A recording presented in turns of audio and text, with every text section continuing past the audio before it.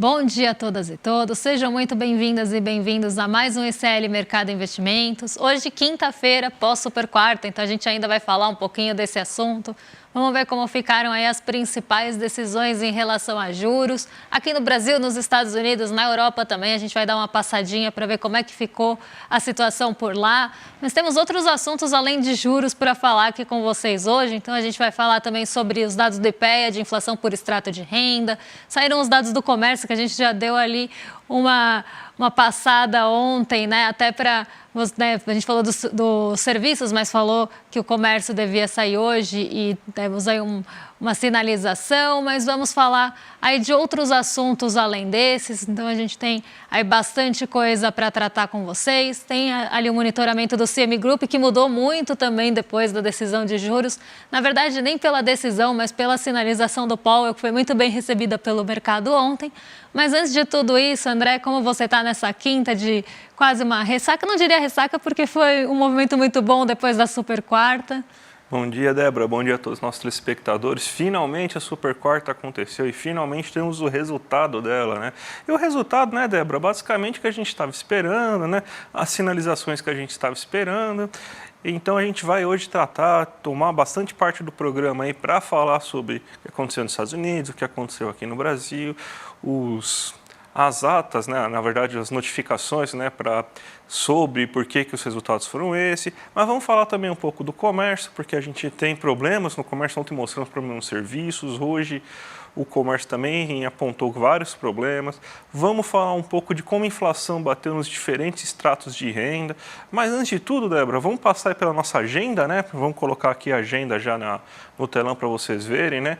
Tudo que vocês podem esperar depois dessa super quarta, né? O mundo meio de ressaca, né? Depois da super quarta. Então, mas o que a gente tem hoje aí na agenda do dia? Bom, principais dados que foram divulgados hoje pela manhã e ainda vão ser divulgados aí ao longo do dia ainda envolvem decisões de política monetária. Então, a gente tem decisões de política monetária na zona do euro, que inclusive saiu agora às 10h15 da manhã. Tem o Reino Unido, com aí a decisão em relação às suas taxas de juros também por lá. A gente vai passar aí por esses assuntos com vocês. Temos os dados do varejo restrito e ampliados, que deram uma decepcionada no mercado. Esse dado saiu às 9 horas, divulgação do IBGE. Depois a gente tem, né, alguns dados de também decisão de política monetária sendo divulgados no México e no Peru. Então, um dia aí ainda bastante voltado para juros, né? Algumas decisões acontecem nessa quinta-feira posterior aí à super quarta, mas a gente tem ainda alguns assuntos em relação a decisões de política monetária para tratar com vocês, até se quiserem passar aí para os próximos horários da agenda. Porque a gente também tem decisões, na verdade, divulgações importantes nos Estados Unidos, porque por lá saem os dados de auxílio-desemprego. Então, quantos pedidos a gente teve nessa semana de auxílio-desemprego? Lembrando que o mercado de trabalho está bem no centro ali da atenção do Banco Central dos Estados Unidos. Lá também saem as vendas no varejo de novembro, então a gente vai ter esse dado agora, né, sendo divulgado agora lá nos Estados Unidos. E na China, lá no fim do dia, até se quiserem passar, porque já falei aí da maior parte desses dados. Na China, no fim do dia, a gente tem a produção industrial, vendas no varejo e investimento em ativos fixos lá na China. Então, isso deve também ficar bem no radar e não só impactar o movimento da Ásia hoje, já que a China também está bem no foco, mas também influenciar a nossa abertura amanhã. Então, aqui os dados da China devem ficar bem no radar aí na parte da noite. E lá no Japão a gente tem o preliminar dos PMIs, né? Então, aquele primeiro PMI, que é o índice de gerente de compras, sendo divulgado lá no Japão, o composto industrial e de serviços, mas ainda a primeira leitura, né? Quase como se fosse uma projeção do final.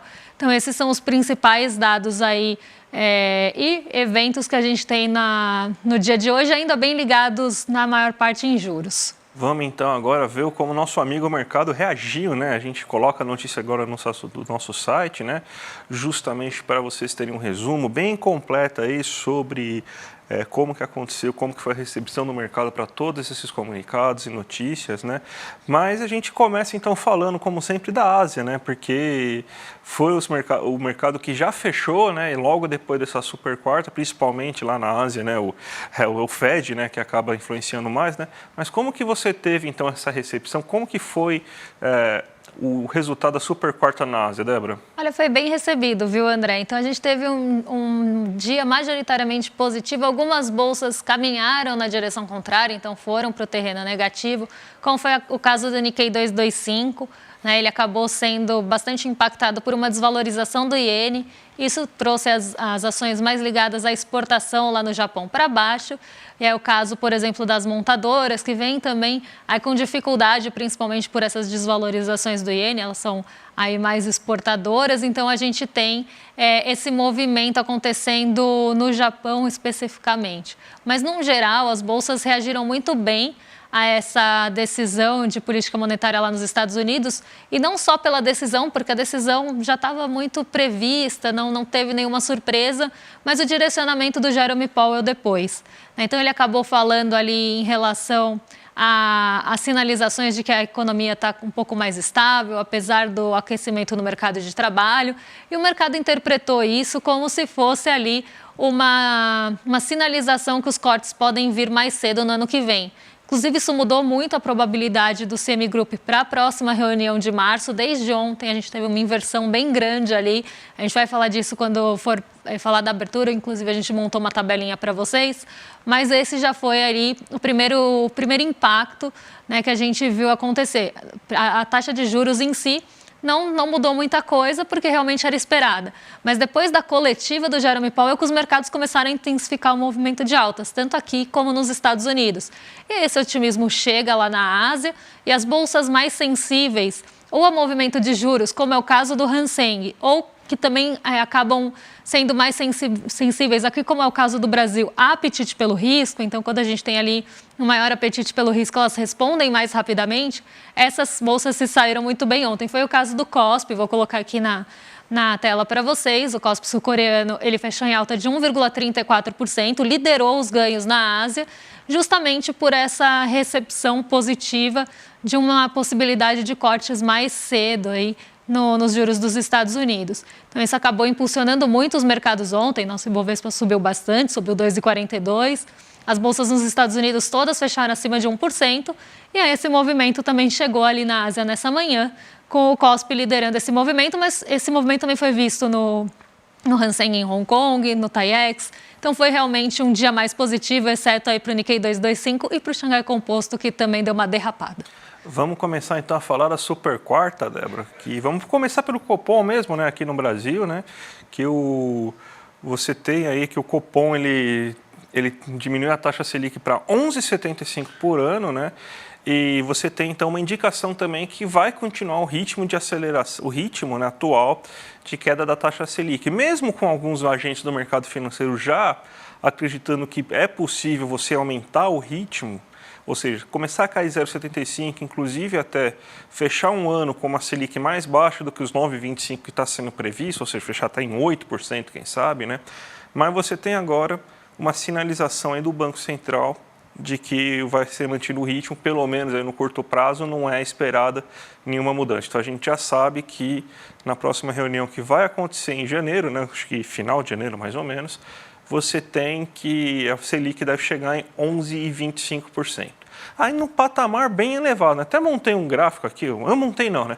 Na verdade, um amigo meu, né, o Rafael Leão, né, que vocês podem procurar eles nas redes, tal, um economista muito bom.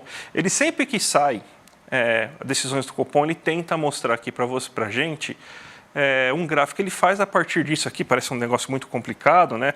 Que ele tirei do terminal Bloomberg nessa essa ferramenta, né? Mas o que ele está falando é o seguinte, ele está tentando comparar pela regra de Taylor, que a regra de Taylor é basicamente a seguinte: é a regra que o Banco Central usa de uma maneira um pouco mais sofisticada, óbvio, mas é a regra que o Banco Central usa para definir qual que seria a taxa de juros ótima. Então, não é nenhum modelo marxista, nenhum modelo assim de outro mundo, é um modelo que o mercado, inclusive, gosta para você tentar fazer decisões de taxa de juros, né?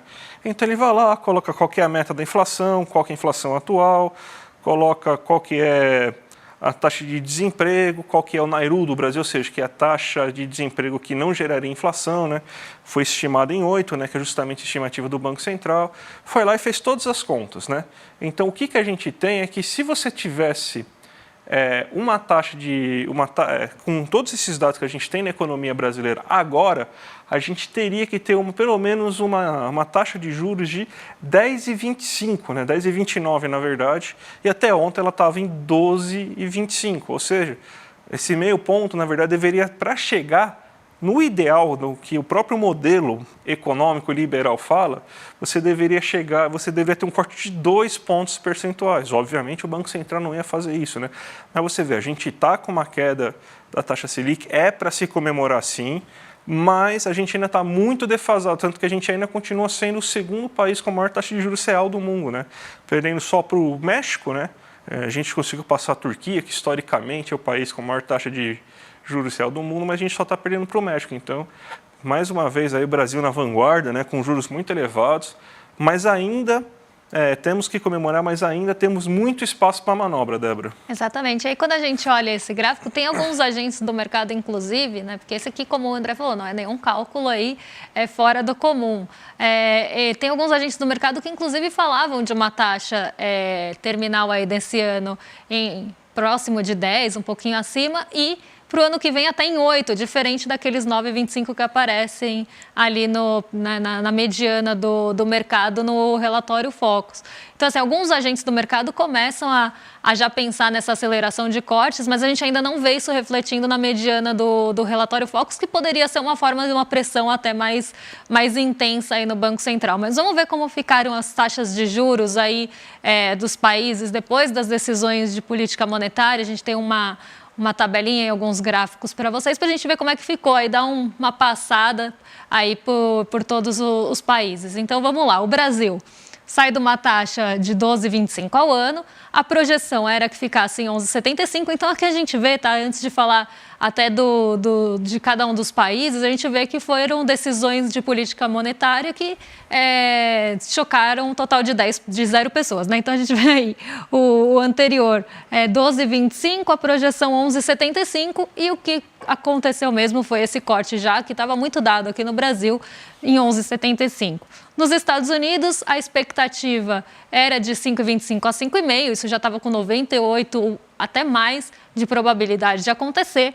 A taxa anterior era 5,25 a 5,5 e por lá a taxa foi mantida, também chocando 0 pessoas, porque a probabilidade já era muito alta. No Reino Unido, a taxa também foi mantida, a anterior era 5,25, projeção de 5,25, e ficou em 5,25, também muito dentro do esperado, sem aqui novidades. E na zona do euro a mesma coisa, 4,5 de anterior, 4,5 de projeção e atual 4,5. Então, assim, são decisões de política monetária realmente sem novidades, não teve nenhuma surpresa, algo que pudesse ali realmente movimentar o mercado. Inclusive, a nossa decisão do Copom aconteceu depois das 6,5. Então, o mercado aqui já estava fechado.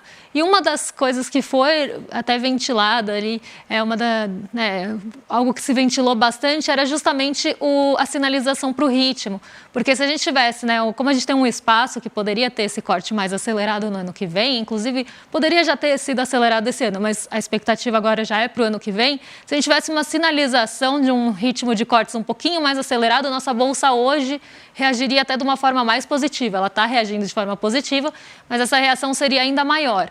Então, aqui o mercado realmente tinha alguma pontinha de esperança, embora eu estava muito cética em relação a isso, acho que André também, o mercado ainda tinha uma pontinha de esperança que isso pudesse acontecer. Então, esse foi realmente o retrato, nada de muito surpreendente. O que surpreendeu mesmo foi a sinalização depois da taxa de juros nos Estados Unidos. Isso sim trouxe um fôlego ali a mais que fez as bolsas subirem no fim do dia. Aqui a gente também trouxe um gráfico para vocês Em relação às taxas de juros lá... Não. Não é esse. Será que não está aí? Não sei. Bom, qualquer coisa a gente passa depois para vocês. Mas é um gráfico que mostra como é que as taxas de juros lá na zona do euro e no Reino Unido ascenderam, né, e agora elas estão sendo mantidas já há alguns meses, né, nas últimas 2 reuniões a gente teve manutenção de taxa, mostrando ali, né, como essa taxa também está ali tirando o fôlego da economia europeia de uma forma geral, que está sofrendo bastante e que agora a expectativa é por manutenção. Inclusive, Christine Lagarde, que é presidente do Banco Central Europeu, está falando nesse momento, então ela deve também dar alguma sinalização já para cortes no ano que vem. Lá na zona do euro, diferente dos Estados Unidos, é esperado que essa taxa comece até a cair em janeiro, na primeira reunião do ano. Mas ainda nada sinalizado, nada concreto. Vamos ver aí como é que vai ser esse pronunciamento da Christine Lagarde agora. E aí ela deve sinalizar realmente para alguma já decisão do ano que vem. Mas aqui a gente já vê as taxas mantidas há algum tempo e elas ascenderam muito rápido lá, né? Então, tudo isso impactou também a frágil já a economia da zona do euro e do Reino Unido também. Então, resumindo, a super quarta não foi... Todo mundo ficou muito ansioso, mas surpresa mesmo, assim... Nenhuma, né? Basicamente, só sinalização, talvez a sinalização também foi bem leve, né? A gente vai observar o cenário, não foi nada assim, a gente vai começar a cair, né? Foi tipo, a gente vai observar o cenário e vai começar a agir sobre isso, né? Então, basicamente foi isso, né, que ele falou. Exatamente, mas acho que o mercado depositou um pouco mais de, ali, esperança, se ancorou muito em poucas coisas que o Jerome Powell falou para criar essa expectativa de corte. É sempre nessas nuances, né? Sim. Sempre nessas nuances. Vamos agora para o Brasil, que a gente tem aqui o comércio, né? O comércio você teve uma queda de 0,3% aqui em outubro e você tem que foi segundo mês consecutivo que a gente tem queda, pelo menos a gente já tinha caído no mês anterior, né? E a gente vê como que está frágil a situação do varejo brasileiro, né? Então, ainda é reflexo muito da taxa de juros elevada, o brasileiro ainda está renegociando dívida, né? Mesmo com desenrola ainda, o brasileiro ainda não está conseguindo colocar sua renda em serviços e comércio. Então, você tem todos esses problemas. A gente vê, inclusive, que o comércio está muito preocupado, né? Os índices de confiança do comércio aí não são nada positivos, né? A gente está chegando no fim do ano, isso aí pode ser um problema. Vamos ver aqui, cada setor aqui, dentro do gráfico aí que a gente montou, é justamente aquele gráfico que a gente acabou antecipando sem querer, né? Que é sobre como que você teve essa queda, ó. Combustíveis, né, que é uma coisa que não costuma ter uma variação tão grande, você teve uma queda de 0,7%, ou seja, as pessoas colocaram menos gasolina no carro, mesmo com uma queda nos combustíveis que a gente falou, né? Se bem que a queda começou agora nos últimos 2 meses, né? Em outubro ainda você tinha um preço do combustível um pouco mais elevado. Mas os outros é bem preocupante, ó. Tecido e vestuário. A indústria de tecido e vestuário brasileira está com graves problemas. A gente está vendo aí que a indústria não está crescendo. A concorrência com a China é pesada. Então, o brasileiro não está comprando internamente esses produtos. Então, é um grave problema mesmo. Você tem que supermercados e hipermercados também tiveram queda na sua quantidade de compras, 0,8%. Móveis eletrodomésticos teve queda, 0,1%, já não está grande coisa móveis eletrodomésticos. Isso aí depende muito da taxa Selic, né? E caiu mais um pouquinho. Equipamentos de informática, ou seja, a loja que você compra papel, a loja que você compra toner, aquela loja grande que você não precisa falar o nome, né? A gente já sabe, todo shopping tem uma, né? Mas também aí teve uma queda de 5,7%. Então, o que a gente está vendo aqui é uma queda quase que generalizada do comércio brasileiro. Não tem um setor que está se salvando, né? Se eu não me engano, farmácia aumentou um pouco, tal, mas não é tão relevante. Aí que está o grande problema, né? Então, a gente está vendo um comércio fragilizado nesse mês de outubro.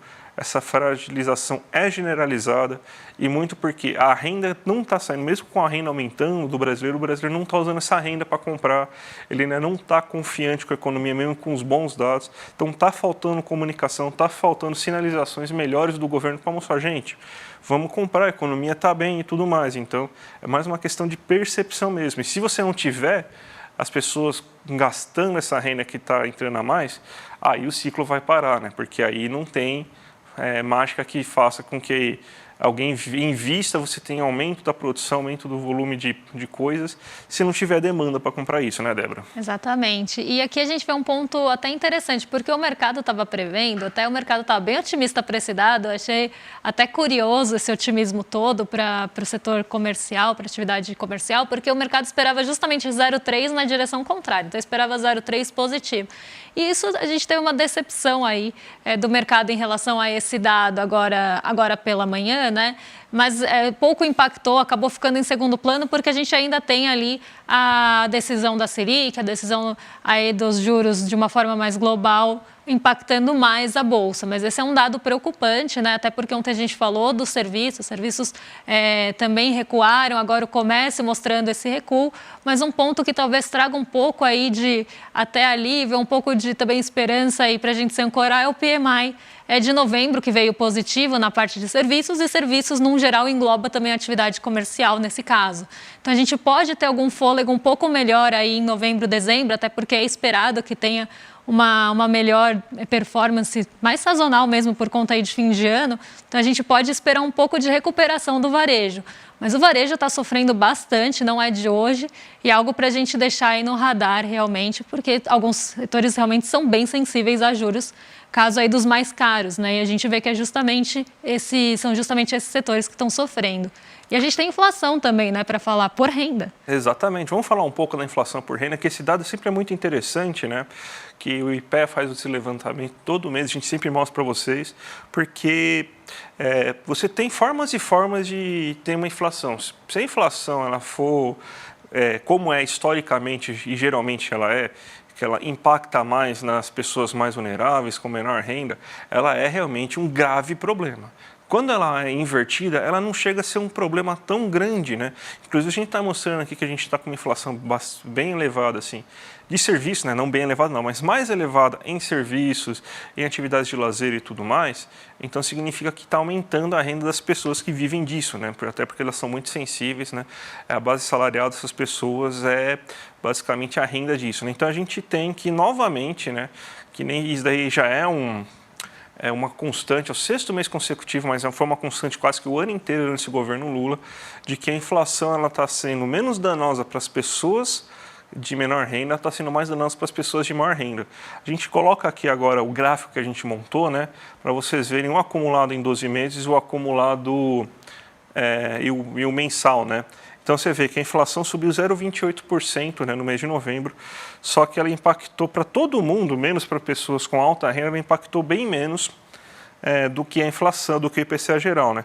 0,20 para pessoas com renda muito baixa, renda baixa média, 0,23 para pessoas com renda média alta, e para as pessoas com renda alta, que é acima de R$17 mil de ganho por mês, você tem, então, que a inflação impactou em 0,58.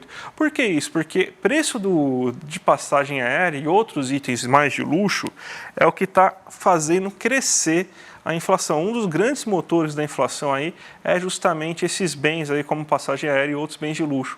Enquanto você tem alimentos crescendo, então isso acaba impactando, a gente teve inclusive deflações, né, nesse momento, né, para pessoas com renda muito baixa por causa dessa questão deflacionária, só que os combustíveis também começaram a cair. Então, mesmo que o combustível não tendo um impacto tão grande para pessoas com renda baixa, para rendas médias essa questão tem um impacto maior. Então, você tem então que também acabou reduzindo o peso para a classe média, né, que é essa renda média alta, né? Só para as pessoas com renda bem alta que você teve impacto justamente por causa de itens de luxo. Tanto que você vê, ó, que também está uma escadinha, né, o acumulado 12 meses. Quanto menor a sua renda, menor o impacto que a inflação teve no seu bolso. 3,38 em 12 meses para pessoas com renda muito baixa, 3,85 para pessoas com renda baixa, 4,40 para pessoas com renda baixa média. E só a partir da renda média é que a inflação impactou mais do que a média geral, que foi de 4,68. 4,93 para pessoas com renda média, 5,24 para pessoas com renda média alta e 6%, 6,09, né, para pessoas com renda alta. Então, a gente tem que uma das coisas que o governo Lula está fazendo é justamente uma inflação, né? A inflação dentro do governo Lula está impactando bem menos as pessoas mais pobres, né, com renda menor, do que pessoas com renda alta, Débora. E aqui a gente vê uma distribuição não tão comum mesmo da inflação, porque normalmente essa escadinha é contrária, né? A inflação, principalmente quando vem de cesta básica, que acabam consumindo mais a renda aí do brasileiro de menor extrato de renda ou de extrato de rendas mais baixas, isso tem um peso grande e a gente tem essa inversão. E aí a gente vê realmente, né, itens mais consumidos por renda alta subindo ali, puxando essa inflação das rendas maiores para cima. E combustíveis, pelo menos, deram uma aliviada aí para as rendas médias, né, que também tem um peso importante. Mas as pessoas, pelo jeito, né, estão aí ainda com uma inflação mais controlada, né, apesar da alta dos alimentos. Isso é uma boa notícia aí para a gente. Exatamente, né? Vamos ver, então, o que aconteceu aí no mercado. Vamos falar da abertura dos mercados, então, Débora?